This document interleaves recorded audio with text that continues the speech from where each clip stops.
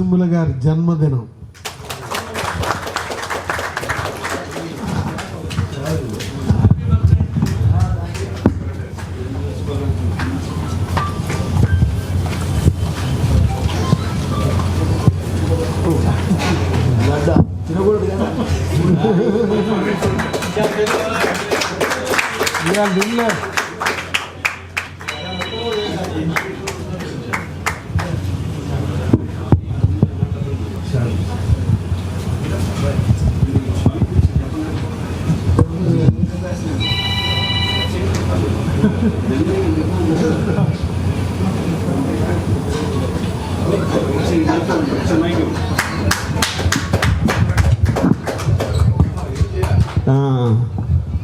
ఈ షాల్కి ప్రత్యేకత ఉంది. ఇది యాక్చువల్లీ ఈ విధంగా కప్పాలి మేము. వారి ఆశీస్సులు ఎప్పుడు ఉంటాయి, పెద్దన్న ఆశీస్సులు, నాన్నగారి ఆశీస్సులు అందరికీ. ఇది ప్రత్యేకంగా తిరుపతి దేవస్థానం షాల్ డిజైన్ చేసిన వారు నారాయణ గారు. వారు సేలంలో ఉంటారు, తమిళనాడులో. వారు ప్రత్యేకంగా అభిమానంతో వారి సొంతంగా అభిమానంతో వారు డిజైన్ చేశారండి. ఒక్క కాని కూడా తీసుకుంటా వారు డిజైన్ చేసి వారి షాల్ పంపించడం జరిగింది.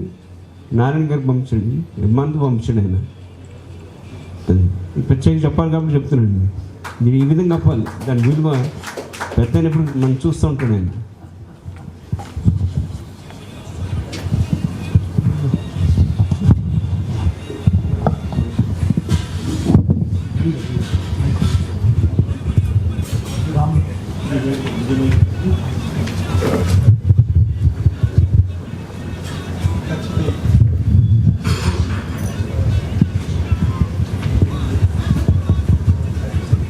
వేదిక మీద ఉన్నటువంటి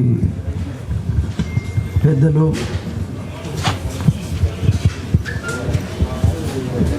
ఈ కార్యక్రమాన్ని చేసినటువంటి మహానుభావులందరికీ నమస్కారం. ముఖ్యంగా టీడీ జనార్దన్ గారు, మా అత్యంత ప్రియమైన ఆత్మీయమైనటువంటి మా అన్న టీడీ జనార్దన్ గారు ఈ కార్యక్రమాన్ని ఏర్పాటు చేసి నన్ను పిలిచినందుకు మరొకసారి హృదయపూర్వకంగా నేను ధన్యవాదాలు తెలియజేస్తాను. అదేవిధంగా వేదిక మీద ఉన్నటువంటి పెద్దలందరూ వాస్తవంగా మరి టీడీ జనార్దన్ పిలవటం, ముఖ్యంగా దీంట్లో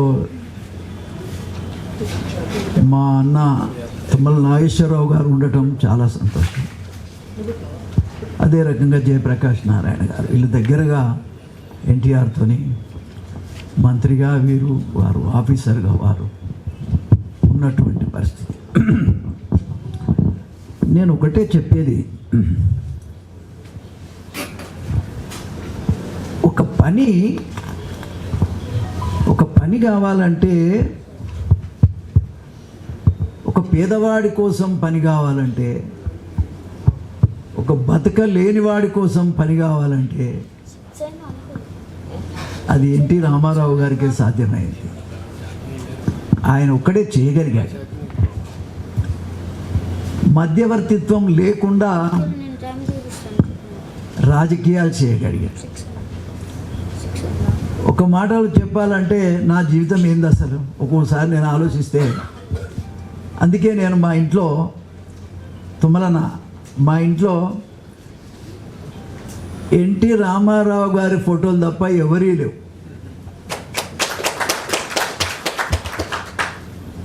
మెల్ల కొడతారేమో సప్పట్లు అంటే మీరు పెట్టుకోరు, పెట్టుకున్న వాళ్ళని ఆశీర్వదించరా?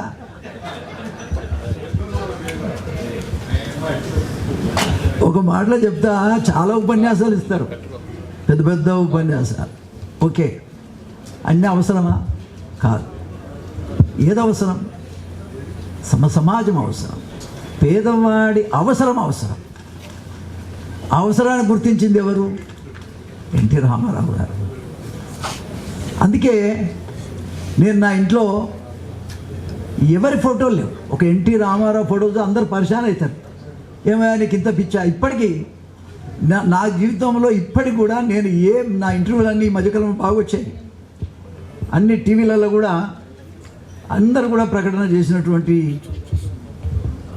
ప్రకటనలో ఎన్టీ రామారావు గారు పదం లేకుండా, ఎన్టీ రామారావు గారి మాట లేకుండా నా పార్టీ ఏదన్నా కానీ ఎన్టీ రామారావు గారి మాట లేకుండా నేను ఎప్పుడు మాట్లాడను. ఇటు తిప్పి అటు తిప్పి ఆ పార్టీలో మాట్లాడలేని పరిస్థితి ఉంటే కూడా ఎన్టీ రామారావు పేరు తీసుకుంటాను.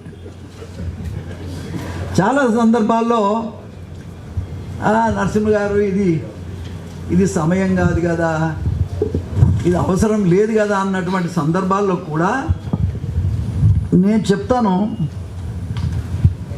నేను మాట్లాడేదే ఆయన ఇచ్చిన స్ఫూర్తితోనే నేను ఇక్కడ ఉన్నప్పుడు ఆయన మాట మాట్లాడకుండా నేను ఎట్లా ఉండగలుగుతున్నాయా? ఇప్పుడు జయప్రకాష్ నారాయణ గారు, మీరైతే మా అందట్లో పవిత్రులే, దాంట్లో కాదనేది లేదు. రాజకీయ పవిత్రులలో మీరు పవిత్రులే, కాదని లేదు. కానీ అంత పవిత్రతను భరించే శక్తి సమాజానికి లేదు. ఈ సమాజానికి లేదు. ఇప్పుడు నీలాగానే నేను కూడా కొత్త వేషం వేసుకొని తిరుగుతున్నా. అదే ఎన్టీ రామారావు స్పిరిట్, అన్నగారి స్పిరిట్. నేను ఆయన శిష్యుడిగా, ఒక దళితుడిగా ఆయన స్వదస్తూరితో నా మ్యారేజ్ కార్డు రాసిచ్చినటువంటి అటువంటి అదృష్టం పొందినటువంటి వ్యక్తిగా, నా పెళ్లి కోసం నేను చిన్న బుడతగాన్ని 83లో నేనేమున్నానండి, దళితుడిని, అందులో మాదిగోని. ఏమండి, ఎవరు పట్టించుకుంటారు మన గురించి? మ్యారేజ్ హాల్ ఏం చంద్రప్రసాద్ అక్కడ ఉంది కదా ట్యాంక్ బండ్ దగ్గర, లోయర్ బ్యాండ్, అది అక్కడ బుక్ చేయి తమ్మునికి అన్నాడు.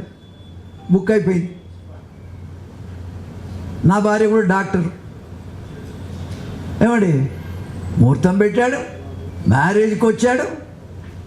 మ్యారేజ్ డిన్నర్ కూడా మరుసటి రోజు ఇప్పించుకున్న మనిషిగా ఈ మోత్కుపల్లి. ఎంత గొప్ప అవకాశం అండి! ఎవరు ఇస్తారండి ఆ అవకాశం? కౌగలించుకొని నీ భార్య డాక్టర్ ఉద్యోగం చేస్తుంది, నువ్వు మాత్రం రాజకీయాల్లో నీతి నిజాయితీగా బతకాలా అని చెప్పినటువంటి మహానుభావుడు ఆయన. ₹100 లేదు ఎమ్మెల్యే అసెంబ్లీకి వచ్చినా, నేను చదువుకుంటున్నప్పుడు, పెళ్లి కాలే, చెప్తున్నా కదా. అటువంటి పరిస్థితుల్లో ఉన్నట్టు వ్యక్తులను కూడా గుర్తించి మరి అంత ఘనత ఇచ్చినటువంటి ఆ ఘనమూర్తికి మనం ఎన్నిసార్లు ఆయనకు మొక్కినా తక్కువ.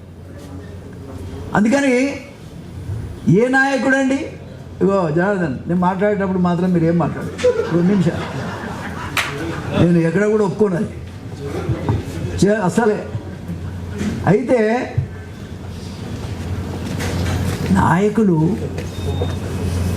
ఎన్టీ రామారావు గారి పేరు రోజు తలుచుకోవటం కాదు, కనీసం సంవత్సరానికి ఒక్కసారి ఆ జయంతి నాడు, వర్ధంతి నాడు వచ్చేటోడు ఎవరు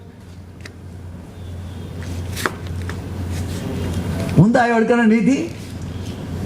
ఒక మోత్కుపల్లి నరసింహలే రాజకీయ నాయకుడిగా వర్ధంతి కానీ, జయంతి కానీ, మామూలు టైంలో కానీ, ఏ టైంలో కానీ ఆయన పేరును స్మరించుకుంటూ బతికేటోడు ఈ మోత్కుపల్లి. మహానుభావుడు. నేను ఒకరోజు, అన్నగారు, ఈ హాస్టల్స్ అన్నీ కూడా పురుగులు అన్నం తింటున్నారు, టీచర్లు ఉండరు, వాళ్ళకి ఏదైనా రోగం వస్తే ఎవడు చూడరు. కిరాయి హాస్టళ్లలో ఉండటం వల్ల విపరీతమైనటువంటి డబ్బు ఖర్చు అవుతుంది గవర్నమెంట్. ఈ గురుకుల పాఠశాలలు, రెసిడెన్షియల్ స్కూల్స్ కనుక పెడితే చాలా బాగుంటుంది అన్నగారు. అంటే రాఘవేంద్రరావు గారిని పిలువు. మరుసటి రోజు ఆర్డర్ వచ్చిందండి. మనకి ఎందుకంటే పెద్ద పెద్ద అవసరం లేదు, వ్యవస్థ నిర్మాణం కోసం పనిచేసినటువంటి మహానుభావుడు. అప్పుడు ఎంత డబ్బు, ఎంత పెద్దనా, అంత 10 కోట్లు ఉందా, 10,000 కోట్లు. ఎన్టీ రామారావు గారు ముఖ్యమంత్రి అయినప్పుడు 7,000 ఎంత ఉన్నట్టుగా నాకు గుర్తుంది. మరి ఇవాళ ఎవడన్నా ఆలోచిస్తున్నాడా? మీరు ఆలోచించండి. ఎస్సీల గురించి ఆలోచించే, బీసీలకు 20% రిజర్వేషన్లు ఇచ్చే, మహిళలకు 9% రిజర్వేషన్ ఇచ్చే, ఆస్తిలో సమానపరమైన హక్కులు ఇచ్చే, మాండలిక విధానం తీసుకొచ్చే, ప్రతి ఊరుకు మనిషిని ఎమ్మెల్యే అనేవాడు 5 ఏళ్ళకు ఒకసారి కనబడి. ఎన్టీ రామారావు కాలంలోనే కదా గ్రామాలు తిరగాలని ఎమ్మెల్యేలకు ఒక పద్ధతి పెట్టినటువంటి మహనీయుడు. కాబట్టి ఆయన గురించి చెప్పడం అంటే ఆయన చేయండి ఏంది, చేస్తున్నది ఏంది. 2 రూపాయల కిలో ఏమో కూడా తీసేయగలుగుతాడా? తీయలేని నిర్ణయాలు చేసినోడు చరిత్రాత్మకంగా ఎప్పటికీ కలకాలం ఆ 2 రూపాయలు లీటర్ అంటారు వాటర్ ఏటన్నా ఎన్టీ రామారావు స్కీమ్. ఏమండి ఎటు తీసినా అది ఎన్టీ రామారావు పెట్టింది. ఇళ్ళ నిర్మాణం అది ఎటు మాట్లాడినా అది ఎన్టీ రామారావు గారు ఇచ్చిందే. మాండలిక విధానం ఎవడు మాట్లాడినా అది ఎన్టీ రామారావు గారు ఇచ్చిందే. కాబట్టి సామాజిక నిర్మాణం కోసం పనిచేసినటువంటి మహనీయుడు ఎన్టీ రామారావు గారిని ఈ సందర్భంగా నేను తెలియజేస్తాను. ఇవాళ అనేక సార్లు గుర్తొస్తూ ఉంటాడు. పడుకున్నా లేచినా ఆయన పనులు మనకు గుర్తొస్తూ ఉంటాయి. నేను ఒక్కోసారి అనిపిస్తుంది, నేనేంటి అసెంబ్లీకి రావటం ఏంటి, 6 సార్లు గెలవటం ఏంటి, ఈ వ్యవస్థలో మోతుకుపల్లి నరసింహులు అనే వాడిని ఇంట్రడ్యూస్ చేస్తే ఇవాళ 6 టర్ములు గెలవగలిగిన అదృష్టం ఇచ్చిన ఆ మహానుభావుడికి మరొకసారి కృతజ్ఞత తెలియజేసుకుంటున్నా.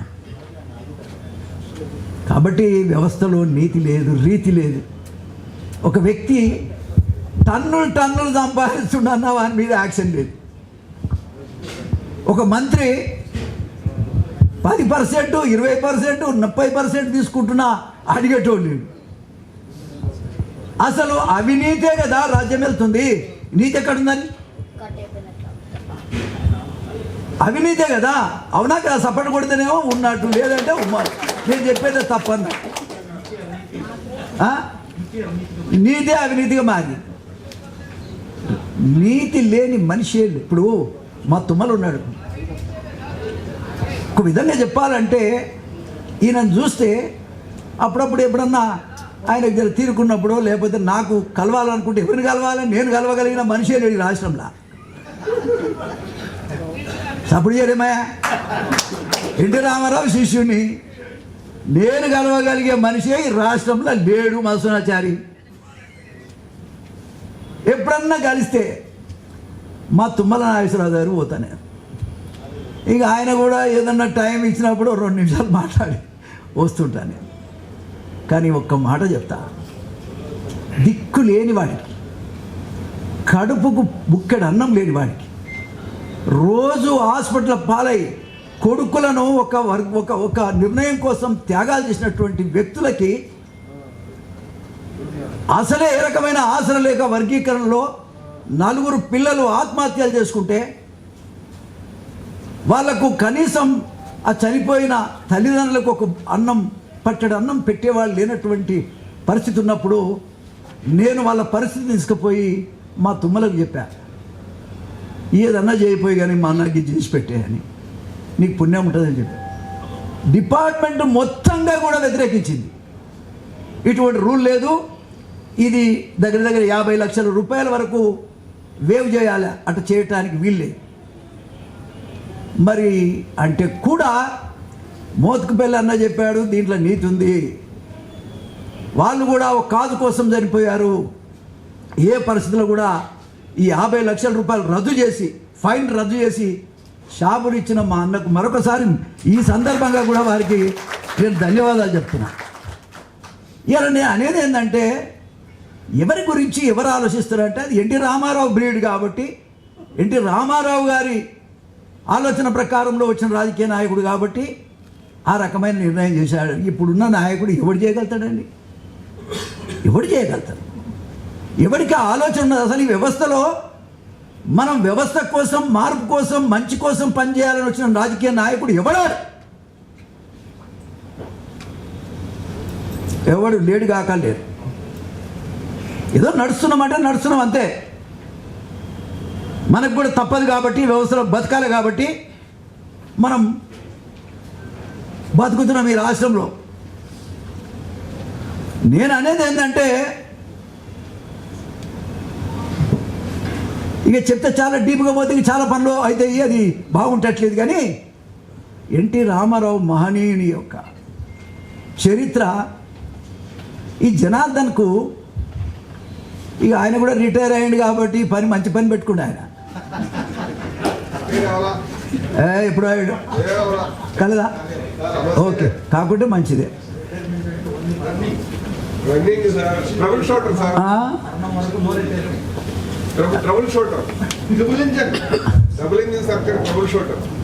సార్ కరెక్టే, మీరు చెప్పేవన్నీ కరెక్టే. అయినా కూడా రిటైర్ అయ్యి ఓకే, టైర్ లేదు. ఏదేమన్నా కానీ ఇంత మంచి విషయాన్ని ప్రజల దృష్టికి తీసుకురావటం కానీ, చిరకాలం నిలబడేటట్టు ఉండేటట్టుగా ఆయన ఈ యొక్క అన్నీ కూడా ఎన్టీ రామారావు చరిత్ర అంతా రాసి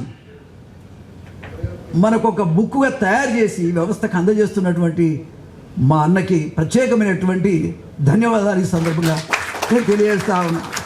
చాలా మంచివాడు, ఎవరిని ఆయాస పెట్టాడు. బండెడు కోపంతో పోయినా అసలు వాళ్ళను కూర్చుండబెట్టి టీ తాగిపించి మంచిగా మాట్లాడి ఊరట కలిగిచ్చే పంపిస్తాడు ఈ మనిషి. అసలు తెలుగుదేశానికి కనబడకుండా ఎన్నో పనులు చంద్రబాబు నాయుడికి ఇబ్బంది లేకుండా చేసినటువంటి మహానుభావుడు జనార్దన్. కాబట్టి జనార్దన్ గారు నాకు నా పేరు ముఖ్య అతిథి అని ఇచ్చిండే నాది. అబ్బరి అమ్మ ఇవాళ వచ్చిందా ఛాన్స్ అనుకున్నాను. ఓతుమల ముఖ్య అతిథి అని పెట్టిన, అరే నా పేరు ముఖ్య అతిథి పెట్టిన, చాలామంది ఉన్నారు నా పేరు పెట్టిండు అంటే ఏదో ఒక రోజు నా టైం వచ్చింది జనాన్న మదిలోకి, నేను వచ్చాను. ఆయన ముఖ్య అతిథిగా నన్ను పెట్టుకున్నాడు. చాలా ధన్యవాదాలు. ఎవరిని గుర్తించాలనో వాళ్ళని గుర్తిస్తేనే దానికి గౌరవం. నన్ను ఎన్టీ రామారావు గురించి 4 ముక్కలు చెప్పమంటే, ఎన్టీ రామారావు పేదరికాన్ని ముద్దాడిన ముద్దు బిడ్డ అని చెప్పి, నేను కవిని కాదు కదా మధుసూదనాచార్య నాడు. పేదోడిని ముద్దాడిన ముద్దు బిడ్డ ఆయన. కాబట్టి ఏ వర్గాలకైతే అందని ఫలాలని అందలేదో ఆ ఫలాలు అందించిన మహానుభావుడు ఎన్టీ రామారావు గారు. కాబట్టి డైరెక్ట్ కాలేజీ నుంచి నాలాంటి చదువుకున్నోనికే